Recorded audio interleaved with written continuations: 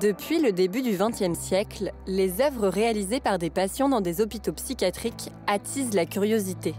On parle alors d'art des fous pour désigner l'art psychopathologique, mais aussi d'art brut. C'est une étiquette qui a été donnée aux œuvres produites dans des lieux hospitaliers et à un certain moment, des psychiatres se sont intéressés à ces productions, ils n'étaient peut-être pas tous nombreux, et se sont échangés ces productions, et donc ils cherchaient un terme pour définir ça, et ils ont appelé ça l'art psychopathologique.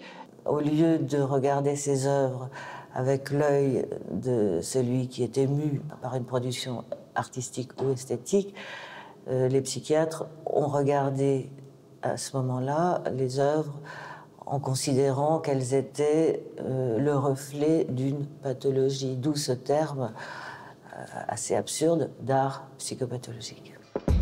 Nous sommes au lendemain de la Seconde Guerre mondiale. Les concepts psychanalytiques ne sont pas encore très aboutis.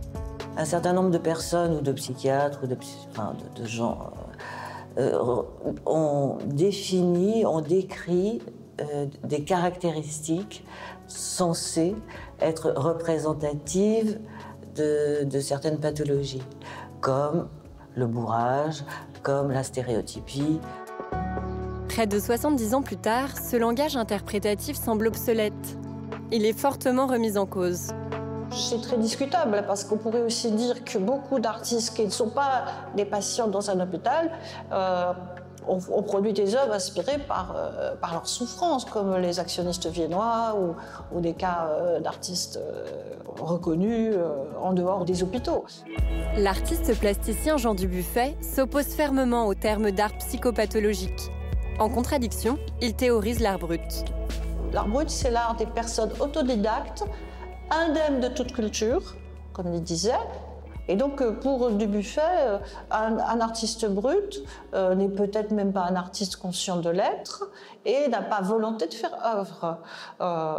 Et du coup, il y avait aussi des paysans, des gens complètement en dehors d'hôpitaux psychiatriques qui produisaient de l'art brut. Donc, ce n'était pas le critère psychopathologique qui intéressait Dubuffet. Sans le savoir, les hôpitaux psychiatriques abritent des trésors d'art brut. À Sainte-Anne, on peut trouver les créations de Charles Schley, pensionnaire dans les années 60.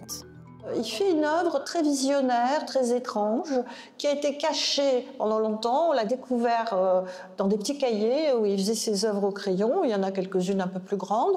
Et ça pourrait tout à fait relever de l'art brut. À la fois par sa volonté de cacher, sa volonté de construire un monde ou une cosmogonie personnelle, sa volonté de raconter des histoires un petit peu en dehors de la volonté de figuration. Donc là, ça peut relever de l'art brut.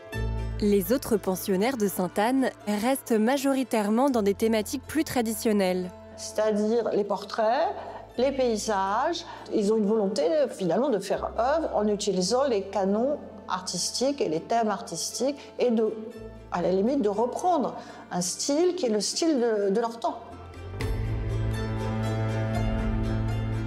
À la fois galerie d'art et hôpital psychiatrique, Sainte-Anne offre à voir une production surprenante.